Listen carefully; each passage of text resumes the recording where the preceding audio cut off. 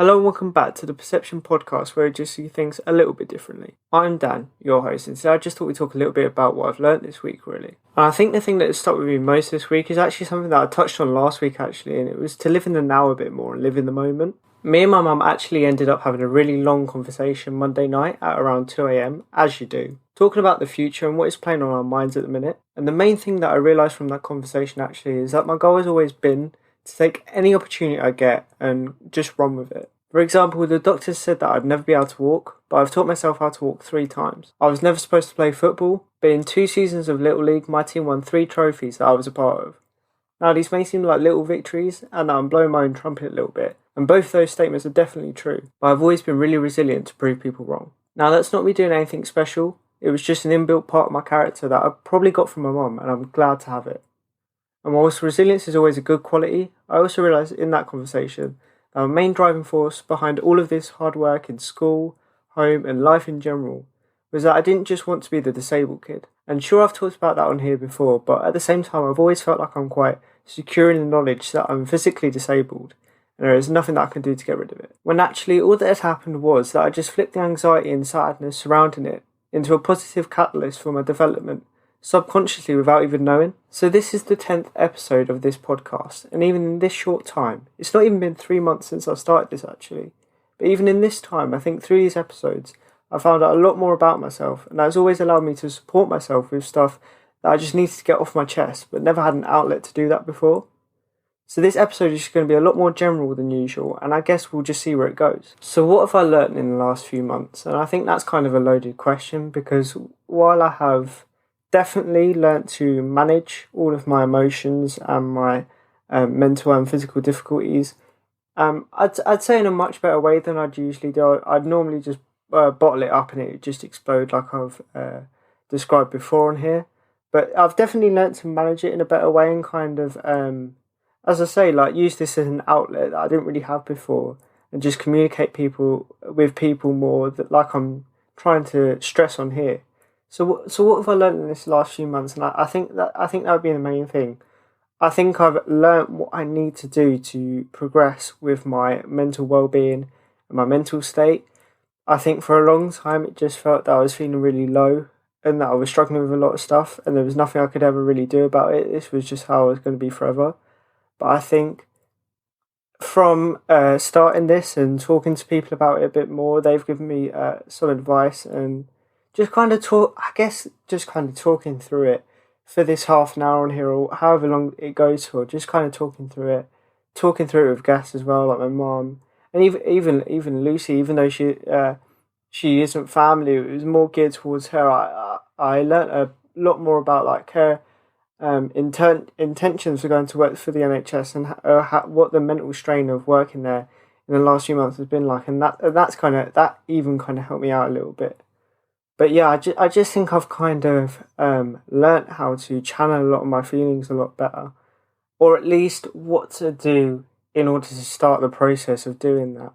Because I think before doing this, I turned 17, and for anybody that has turned 17, it's kind of a weird age because at 16 you get all these new things and you get to do stuff and like buy the lottery and stuff like that, and it's quite exciting. But 17 is kind of like an in-between year between, right, you're 16, we're going to give you some responsibilities, and then 18, full responsibility. Because even at 17, I couldn't do my driving test like most 17-year-olds. So I think it's been a really weird year for me. I think that's definitely a driving force behind starting this, that I was kind of a bit lost and didn't know where to go. So I think I kind of started this to kind of hopefully just put something out there that can maybe help people and in kind of therapy for myself, to kind of put it out there and kind of channel it a bit more positively and kind of talk it through with myself and see where I was kind of, my perception was getting in the way when I was just thinking through it in my head, and kind of saying it out loud kind of allows me to see it a bit clearer and seeing it a bit better and kind of talk through it. And editing especially, I think listening back to myself and listening to maybe where I haven't done a take right, but like, why haven't I done that take right? It was because I was too nervous, or I just think it's been really interesting. It's definitely been a learning curve, because like I like YouTube. I've talked about YouTube a few times on here. I like film and stuff like that, so I'm very much into that side of it. So I haven't really looked at the audio side of things, like the podcast side of things, that much in the past. So this definitely has been a learning curve for me, and as I said, I just think it's given me a lot of insight to who I am as a person, and it's got given me insight into how I can better deal with that in the future, hopefully, or strategies that I can try to kind of help me in the future. A big part of this learning curve, though, was, and I know it's so obvious, and I know it's such a not stereotype, but like a cliche, I guess that's the word I'm looking for. And that is that it's okay to talk and open up about your difficulties. But I think and some people might call this sexist, but I do think for women, it's a lot more freeing for them and a lot more accepted generally for them to just kind of open up about their feelings and kind of seek support in that sense, even if it's not publicly, like with therapists and that. But I think with men, especially having like a distinct northern upbringing, it's definitely, feelings are definitely something that you're just kind of, you're not encouraged to, but definitely it's like implied and insinuated through the culture that just men just don't open up about their feelings. You look at the male role models in your life, and you know them, but you don't really know them. It's quite surface level until you kind of break that artificial layer of I'm okay all the time. I think with northern men especially, or this might just be my experience, but northern men especially, it's not even a question of do I or don't I. It's a no go to talk about your feelings. So I think definitely in these 3 months, even though I'm definitely the most liberal northern male you will ever meet in your life, in that sense, that I'm very open with my feelings. I'm definitely open to coming out with my feelings, definitely to people that I'm close with. But I didn't realise that even though I feel like that, and even though I think I'm definitely better open up about things than some of my family that are more northern and stuff, I didn't think I realised just how much that I subconsciously suppressed and repressed and stuff like that. Because I don't think people really notice it until they really dive deep into it, just how much like little things can get on their nerves and play with their mindset a little bit, and how even little things can turn into bigger things and just make you struggle even more. But yeah, I think the main takeaway from the last 3 months and doing this kind of podcast thing is that I've just learned to talk and open up about your difficulties. I think the challenge of, even though I haven't been completely consistent, of coming up with a topic every week, discussing my week every week, and like what can I talk about that's like semi interesting, has kind of challenged me also to make my week interesting and talk about stuff with people and try new things. I know that just Friday gone this week, I'm recording this literally on the Monday. I'm a bit late recording this, but on the Friday in school we had our first debate in politics, and I was actually one of the only people talking from my side of the debate. I won't get into it because it might be a bit controversial to some of the listeners, but yeah, I was the only person standing up for my side of the debate, and for somebody that doesn't really talk in class because of anxiety and stuff like that, I felt that really freeing. I felt that people got to see a different side of me, and yeah, it ended up in a stalemate in the end. So I did all right, and I think this podcast has allowed me to feel more, even though I'm definitely not a confident person, I think it's allowed me to feel more assured of myself. And when I do open up, even though I'm bricking it and even though I'm shaking with anxiety, I know that what I'm saying is in the right place, and I'm not constantly worrying about are people perceiving me how I want them to perceive me and stuff like that. I think even though that feeling's still there, I think it's a lot less than it once was, and I think that can only be a good thing because I've definitely started to open up and talk a little bit more and not feel so guilty and atypical for talking about it. And while it might sound like I'm kind of shitting on, with lack of a better word, some of my more northern family and some of my male members of the family and stuff like that, and maybe people that bottle up their emotions a bit more, I've actually, in the same sense, gained a lot of respect for them, for people that can bottle up their emotions and not kind of let it show and kind of get on with life and get through their struggles on their own, because I know that people around me have been a really integral part to me kind of dealing with life and getting on with things. and dealing with the challenges that come my way. Because even though it's good to talk about it, I feel like sometimes I do need a lot of help, and maybe that's because I'm young and don't have much life experience. Maybe that might be a factor in it. But I have gained a lot of respect for like my mum, who doesn't really up about her feelings that much, and my dad and stuff like that. And it's made me think about more like, even though I've talked about the effect on others a lot on here, it's not even made me think about the effect on others a bit more. It's also made me think about like, how would they react to that situation? Like, what are they thinking about when I like act in this way and stuff like that? And it's like made me think about how they're feeling a bit more, which I think's a really significant part of life. And it's not just what your impact can be on others, but how they feel afterwards. Do you know what I mean? How you make others feel. I think that's a really important part of life, and I think I've just recognised that a bit more. And yeah, I've definitely gained a lot of respect for people that kind of get through life, even though it can be challenging and without a lot of help. Obviously, there's help there if they need it, but for the most part, they're just.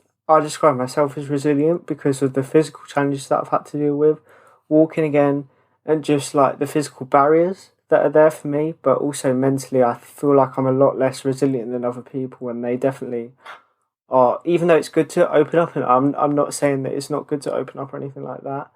I've definitely gained a lot of respect for people that maybe choose to deal with a lot of stuff on their own. Because while it's never good to suppress, it's always good to try and deal with it on your own, because then you know for next time, and you're not just blindly following somebody else's advice, and you're actually gaining life experience. And why I kind of mention this respect that I have for others is because I know, like, my mum had a lot, definitely a more challenging childhood than me in a lot of senses. We definitely have had different childhoods and different struggles, but at least in my mind, I know that she went through a lot more than me at this time, and had to deal with a lot of, I guess, life experiences earlier on. Um, and I've kind of put in my notes here that even though I'm 17, I'm scared of what's next, and I'm kind of I guess I'm kind of in awe of what my dad and my mum and even my brothers and stuff like that have been able to achieve so young, with such different obstacles to me, and in face of challenges that I can even kind of comprehend and understand and even attempt to deal with. They've went head on, just tackled it head on, and just really got into it. And I just really respect that, because I know that I'm 17. I'm white. I'm a man. Do you know what I mean? So I've had quite a privileged upbringing. We haven't been the best well off, but we've never not had food on the table. Due to a lot of my mum's hard work and my family's hard work. So I know that definitely I've had a privileged upbringing. I know that my parents will always be there for me if I need them, which is a lot of people don't have that luxury. So I know that I've definitely been sheltered in that regard, and I know that what I know, I'm saying I know a lot, but what I know, a lot of other people in my life went through at this similar time, and even though it is challenging and is difficult with the workload and stuff like that at school, the life experience and life challenges are a lot less for me. So I guess I'm just trying to say I'm kind of worried about what's next in my life, and it kind of sets in perspective of what other people I know kind of had to take on at this time, and kind of sets in perspective, if they could get through it, a much more challenging life event, then I know that gives me confidence to kind of tackle this next chapter of my life with a bit more confidence and a bit more security, knowing that if anything was to go wrong, I'd still have people that were there for me, as there are still other options and stuff like that. So yeah, I guess what I'm trying to say there is gaining perspective from other people can also be a great thing to kind of reduce anxiety, because when you kind of take into account that, like, a person that you really love and a person that you know quite well has taken on a massive challenge, you know that maybe because you share some of their characteristics and stuff, and they're there for advice, it can just give you a bit more security and confidence in knowing that maybe you won't be absolutely fine, but you will be okay, whatever you're kind of taking on at that minute. I guess that I hope that kind of makes sense. I know it's a bit jumbled, even for me, but yeah, hope you get what I'm trying to say there. And I think something that would be good for a lot of kids that are my age at the moment would be good to remember is that a lot of adults now, when they were our age, and when they're 30, 40, 50, still might not know where they're heading half the time or what they're doing with the rest of their life. Might not be in the ideal job, want to pursue a different profession, want to pursue a dream or an aspiration that they may not be too confident in, may not be too confident in their ability to fulfill their ambitions and fulfill their dreams. So I think it's still important for 17-year-olds and 16-year-olds and all that age group to remember that no decision is final, even though it might feel final. And like A levels for me seems so important right now. You can always go different ways in life. You can always pick up new things, learn new things, change your direction. If something doesn't work out, then other people will have your back, and if other people don't have your back, then you just work that bit harder to get back there or go somewhere else. Do you know what I mean? I feel like life can often seem so black and white when there is definitely a lot of grey. I kind of describe it as like this straight line of black and white that kind of society kind of teaches you that it is this line, but there's all on like a white page, sorry, and then for the rest of the page is just a grey background. And all of that grey is all the decisions that you make along the way and all the paths that you might take that lead you off in other directions but eventually get you back to that line. And I don't think enough people talk about that really, especially in school. It seems like, right, nursery, primary school, secondary school, college, university, degree, and then work. But there are so many different options that people can take: voluntary work, apprenticeships, going to work straight away. Do you know what I mean? There's just so many. There's such a big grey area that not enough people talk about. And even though it seems so important and so final and like so overwhelming at the minute, there is even adults that are 30, 40, 50 years old, still in your shoes as a 17-year-old, not knowing what they want to do with the rest of their life. And I think that knowledge that not everything is final and that you can make mistakes and it's okay to make mistakes can be reassuring to a lot of people. And is definitely what a lot of kids my age really need to hear, that they're not told by their schools, I think. And I think that's a really important issue that needs to be addressed. Now, I might get ridiculed a little bit for this, but I was actually watching a Billie Eilish video this week, actually, and it was talking a lot about her life and what was going on at the minute and how she was actually dealing with things, dealing with all the media attention and stuff like that. And I think something that she said that actually really resonated with me was the when it was talking about her fashion sense and her individuality and stuff like that. She actually said the only one you have to like is yourself. That actually really stuck with me, and it might seem so simple and it might seem so like, oh, that's such a celebrity quote, but and people have said this to me in the past. It took Billie Eilish for it to actually resonate, and that's so futile to me. That's such a silly thing to happen. But when she said it, for some reason, it just stuck. It just stuck. It just stuck. I don't know why, but sometimes things happen like that. I think I definitely need to work on this, because I think a lot of the time, especially on this podcast, when I'm editing it, especially because of the way I speak, because of the way like I enunciate things and stuff like that, and I mumble, I'm very critical of myself. Obviously, I do it again and again and again, but at the end of the day, I can't get it perfect. And I feel like a lot of the time, a lot of people end up having to tell me what's good about me and what I like add to their lives and stuff. And I don't really like it. I don't like taking positives. I don't like taking what do you call it? I don't know what the word is right now. It's escaping me, but I don't like taking positive feedback because I just feel like it's undeserved. And I think it's definitely something that I have to work on, just like accepting what I'm good at.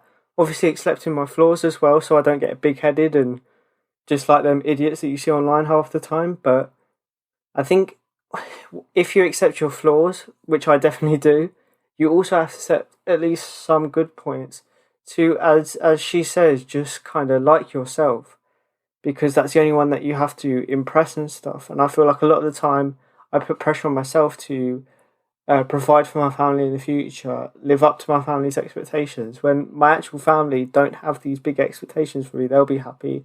Whatever I do, I just kind of place it on myself. So I feel like I actually really have to work on this.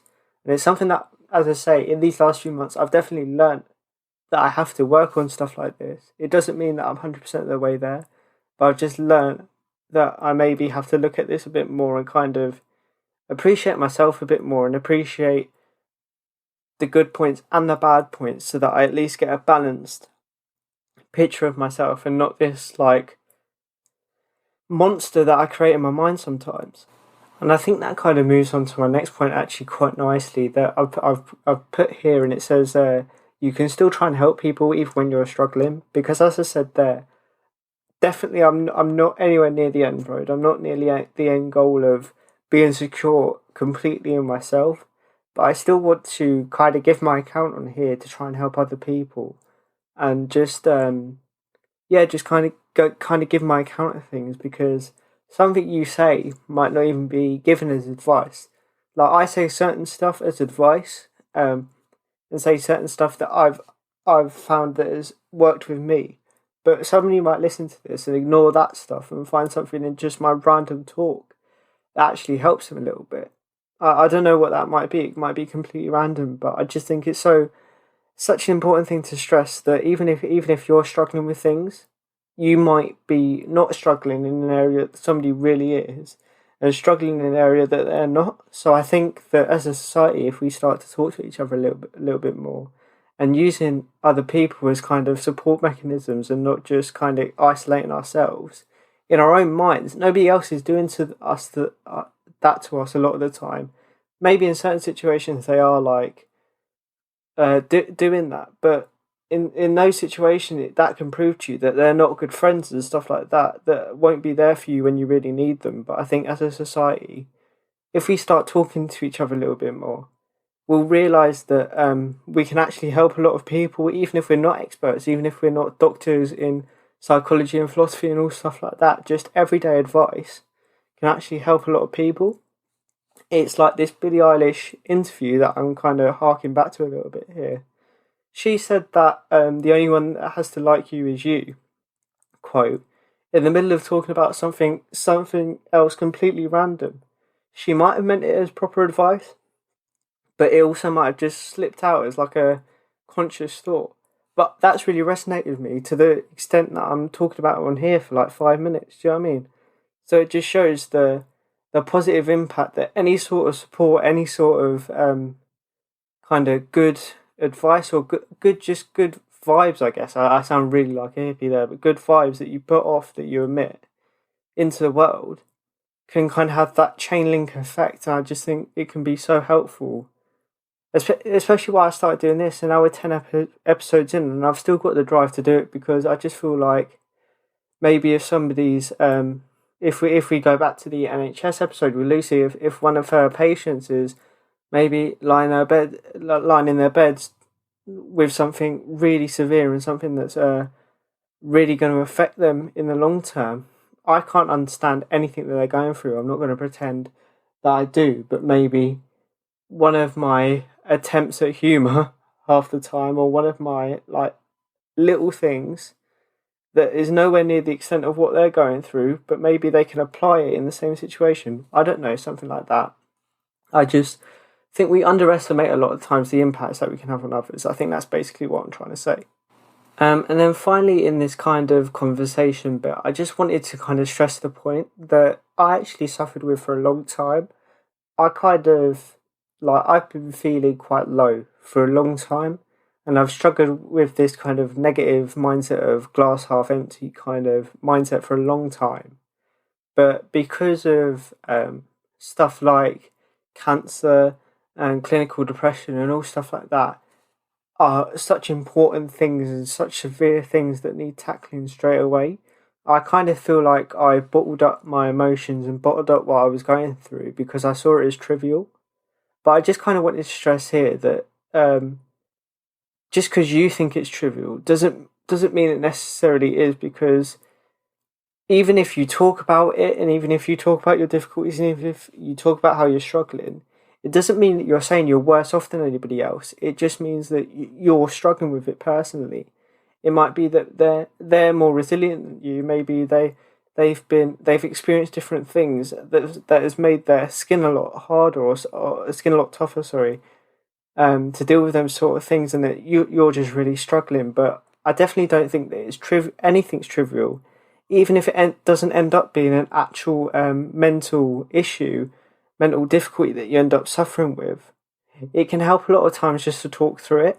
And I think especially with men, they end up not talking about things because they see it as trivial, and I'll just get through it. It's not anything. I won't worry about that. When actually, when you bottle it up and when you kind of keep it inside, it can snowball into something much bigger. Whereas if you just kind of talk about it, talk it through, if it can be solved, it can be solved a lot easier. And if it can't, then you can start to receive the support for what you're going through a lot quicker, and can become a lot easier. So I kind of wanted to stress here at the end, and it's something that talking about what I've learned in the last few months, it's definitely something that I've learned in the last few months, that talking about my emotions and talking about what I'm going through isn't actually trivial in the grand scheme of things.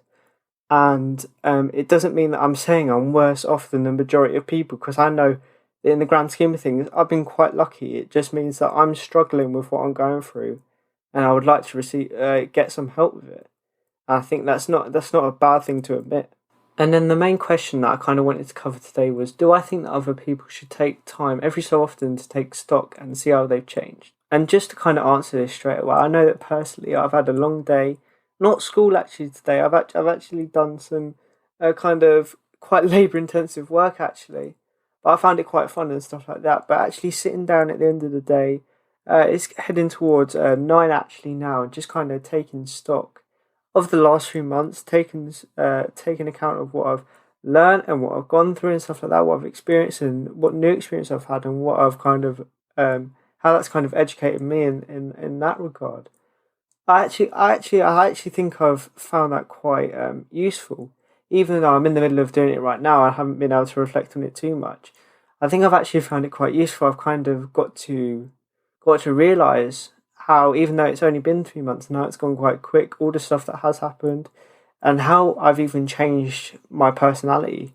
And I think it can be so important for some people to kind of, not maybe every 3 months, maybe every 6 months, maybe every month or a year. You decide what time period it is, but just to take count of like how you've changed over that period of time, whether positively or negatively, and if it is negatively, like how can you maybe look to improve that in the future, or like start the process of improving that, or just if it is positively, how can you build on that going into the future and stuff like that. But I think this, even sat here right now, has been so productive for me, and I just want to stress how, again, I'm nowhere near the end of the road of being a perfect person, of being able to completely deal with all my difficulties 100%.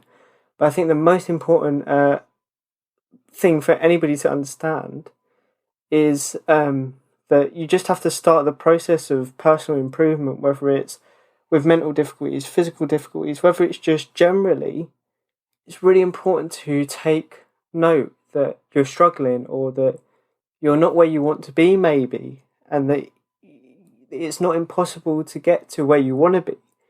You just have to, and it might be a long gradual road, you just have to start the process. You have to not give up on yourself, because yes, people in life may have given up on you, or you may feel like they've not given you the support you wanted, but you've got to remember that you're the only one that understands you completely, and that you can 100% dedicate and know that you'll be there for yourself.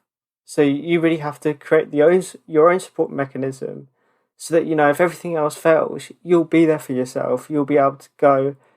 You'll be able to. It's kind of like a checks and balances system, where you know you'll be there for yourself and be able to help out if things go wrong or if things go right, and you can build on it and stuff like that. And I've kind of put here as a kind of stressing point that I don't pretend to have the answers, far from it, but it doesn't mean that we can't start looking for them.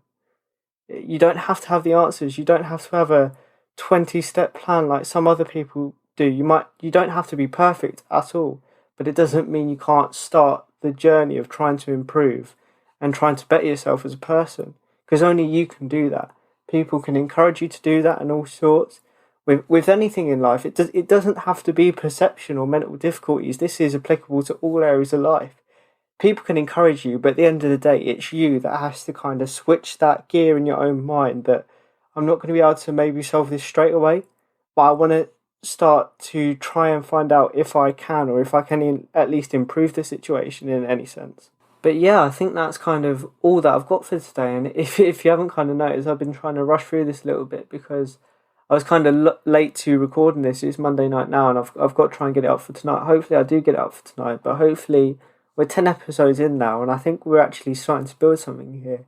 I think that even if I don't directly impact somebody's life that maybe I'm hoping to, hopefully the kind of intention behind it and kind of core message comes through more than anything, and people can try to understand that and kind of put some good energy into a quite dismal world at the minute and kind of dismal mood. Hopefully this can, I don't know, just even if it's just myself that it helps, hopefully it can provide a positive outlet for me to improve myself as a person. So yeah, as always, if you could stream, download, like, and all that stuff, I'd really appreciate it as always. But for now, I think I'm done, and you'll hopefully hear from me very, very soon for the 11th episode, actually. So yeah, but I hope you all are well. I hope you all are good. Hopefully you've kind of enjoyed the journey so far, and hopefully many more to come. But yeah, I think that's it. Bye.